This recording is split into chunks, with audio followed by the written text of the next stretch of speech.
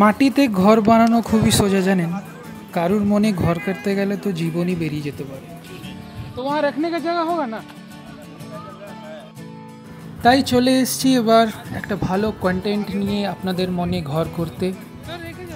পৃথিবীতে মায়ের ইচ্ছা ছাড়া কিছুই হয় না, কি ঠিক বললাম তো?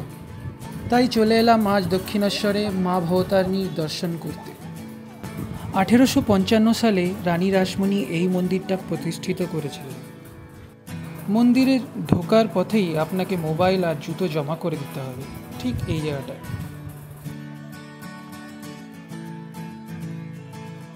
পুজো দেওয়ার যা যা সামগ্রী দরকার সেগুলো আপনি এখান থেকে পেয়ে যাবেন। এখানে অনেক স্টল আছে। আমরা সবাই এখন যাচ্ছি, কাকু আর এদিকে মাসি, মা, পিসি আছে, শোনে যাচ্ছি এখন। Hi Disney well dress. এখানে মোবাইল ফোন নিয়ে ঢুকতে দেয় না, কিন্তু পুজোর পরে আউট অফ দ্য প্রেমিসেস আমরা মোবাইল ইউজ করতে পারি।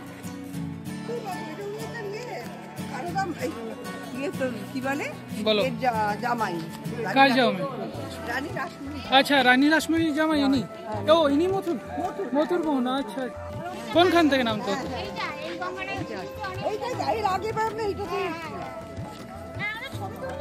হ্যাঁ, ছবি তুল প্রাঙ্গণের বাইরে। এই বিজি লাইফে একটা দিন বের করাও জানেন খুব কঠিন,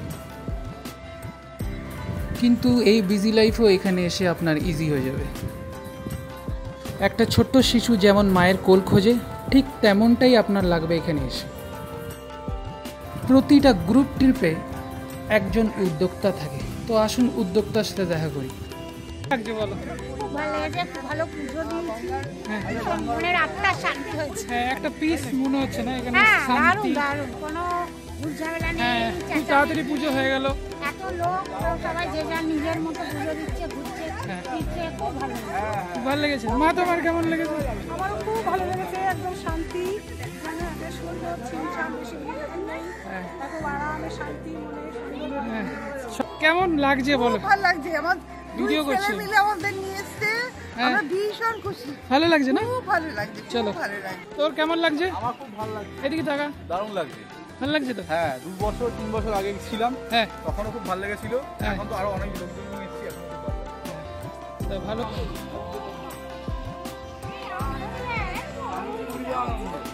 কি দেখেছি পুজো দেওয়া হয়ে গেছে আমাদের, আর গঙ্গার ঘাটে কিছুক্ষণ বসেছিলাম আমরা সবাই মিলে, খুব আনন্দ লাগছে। আর এখন আমরা যাবো বেলুর মঠে। বেলুর মঠে গিয়ে তারপরে দেখা যাক কী করবো।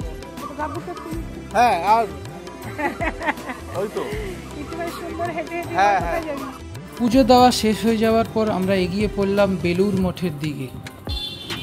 এটা হলো বেলুর মঠের এন্ট্রি গেট। এখান থেকে আমরা সোজা যাব।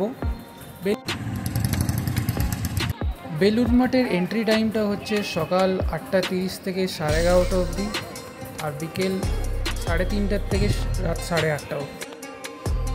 1897-98 সালে স্বামী বিবেকানন্দ কলম্বিয়া থেকে ফিরে বেলুর মঠ প্রতিষ্ঠিত করেছিলেন। এটা হচ্ছে রামকৃষ্ণ মন্দির। রামকৃষ্ণ মন্দিরের মধ্যে ভিডিওগ্রাফি আর ফটোগ্রাফি অ্যালাউড না। প্রসাদ বিতরণ সকাল 11:30 পর্যন্তই হয়। এর জন্য আপনাদের কুপন সংগ্রহ করতে হবে। হ্যাঁ, বিয়ের পরে যখন আমি দিদা, পিসি, পিসে মশাই, মামু, মেসো, তোর মেসো আসা হয়েছে, তখন বাবু হয়নি।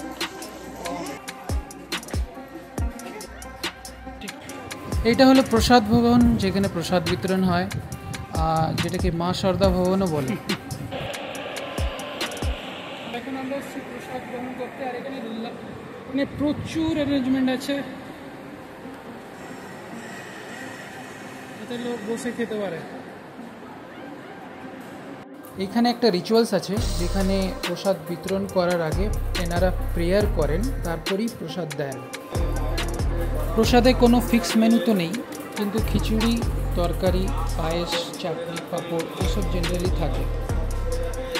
প্রসাদ খেয়ে আপনি মনেই করবেন না যেন বাইরে খাচ্ছেন, মনে হবে ঘরেই বসে একসাথে সবাই মিলে খাচ্ছে।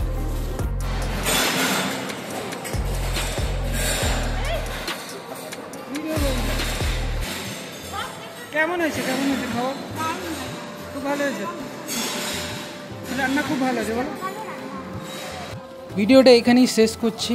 আপনারা সুস্থ থাকবেন, ভালো থাকবেন, দেখা হবে নেক্সট ভিডিওতে।